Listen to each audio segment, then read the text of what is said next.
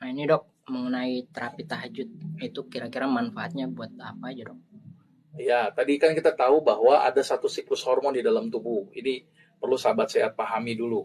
Ada satu siklus namanya dua hormon yang kita kaji. Yang pertama siklus melatonin dan siklus ACTH. Jadi harus dipahami ini dulu. Siklus melatonin itu hormon yang bikin kita mudah tidur. Dia akan terproduksi secara normal pada pukul 8 sampai jam 1 malam. Maka itu sebaiknya tidur kita itu habis sholat isya. Maka itu Rasul bilang kan,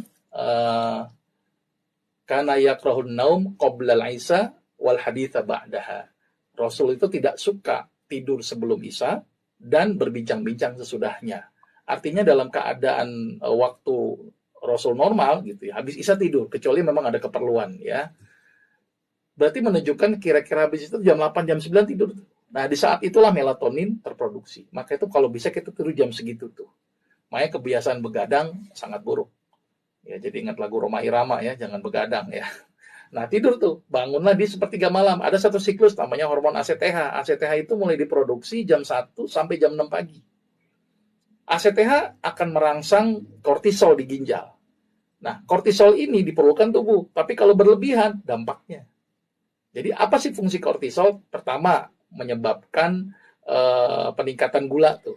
Gula dibutuhkan, tapi kalau kelebihan kan masalah. Maka itu bagus sekali kalau orang yang punya diabetes, kortisolnya jangan berlebihan. Nah, kortisol itu bisa turun kalau kita tahajud.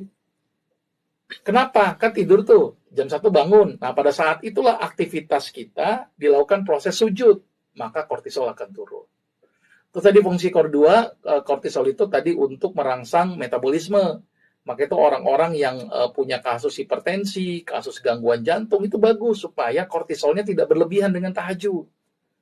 Terus kemudian bisa menyebabkan menghambatnya produksi limfosit. Maka itu bagus orang-orang yang punya penyakit autoimun, imunnya yang kurang baik, itu dengan tahajud. Terus kemudian bikin hati juga menjadi tidak mudah labil, stabil dia, tidak mudah emosi, tidak mudah marah-marah gitu ya. Karena tadi ada satu hormon yang menyebabkan kita gampang emosi, yaitu kortisol ketika berlebihan. Makanya kortisol itu dibutuhkan, tetapi jangan berlebihan. Nah, dengan cara apa? Tahajud.